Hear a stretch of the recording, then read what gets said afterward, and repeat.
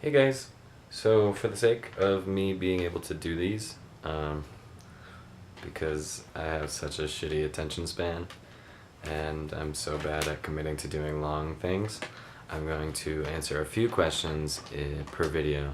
So just if you have more questions, leave them in the comment section.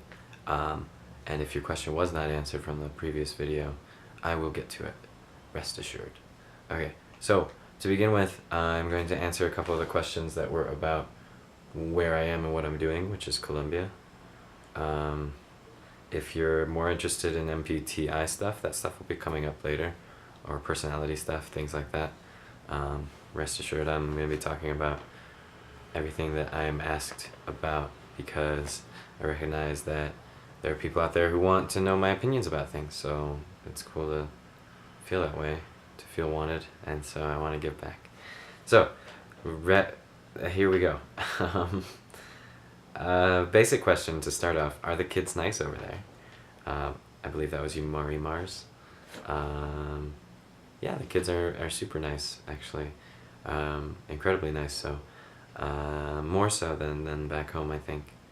I think we were pieces of shit to a degree in the United States. Very acty-outy, and over here, it's more just, they kind of just talk, and maybe they don't listen to you, but at least they're not talking back, you know what I mean?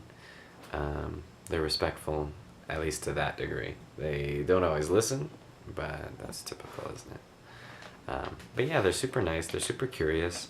I'm in such a small town that they're pretty fascinated by a lot of things about us, me and the other United States citizen who are here, because we look so different and our lives are so different. So there's just a lot of curiosity, and they're really great kids. And then I forget your name, but you had a couple questions because you're starting a blog of your own. So I'll answer those, and then we'll be done. In terms of how I got the opportunity to teach in Colombia, well, I just found it on the internet. It's just a volunteer organization that works with the government here. And so it was very simple. I just needed to have a bachelor's degree for this. Other programs require a TEFL or TESOL certification, which I do have, but I didn't need it for this. And then you just have to have a good level of English. I get paid like US equivalent $500 about a month, which is 1.5 million pesos here, which is very livable. It's not so great for my student loans back home, but it's killer for living here. Like, I can travel every weekend and I have money at the end of the month. So that's nice. The food's super cheap too. Like, going to the market is really nice. They have an open air market on Wednesdays, which I love. It's great. And what is it like living with the locals? That'll be the other one. It's great, especially in a small town like this. People are super friendly, super helpful, super open. Once you learn the language, which I feel like I have done at this point,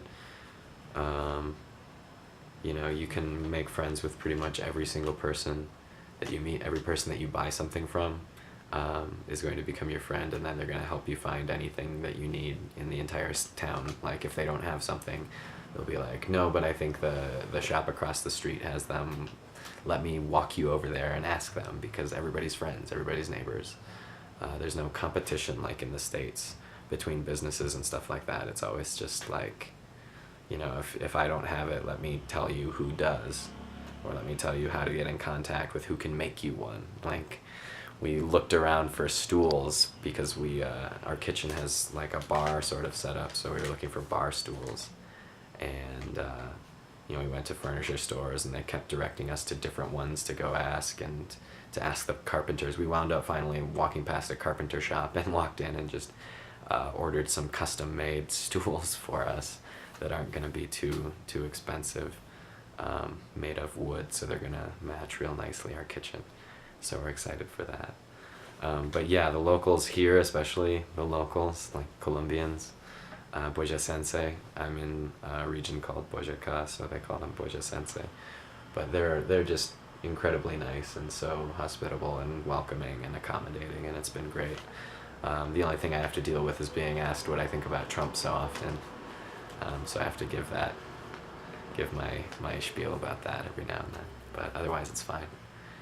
So yeah, I hope that answered your questions. If you have further follow-up questions, if these answers made somebody else, any of you think of more questions, go ahead and throw them in the comment section, and I'll crank a video out every now and then to answer your questions. So thanks for your interest, and I'll talk to you guys soon.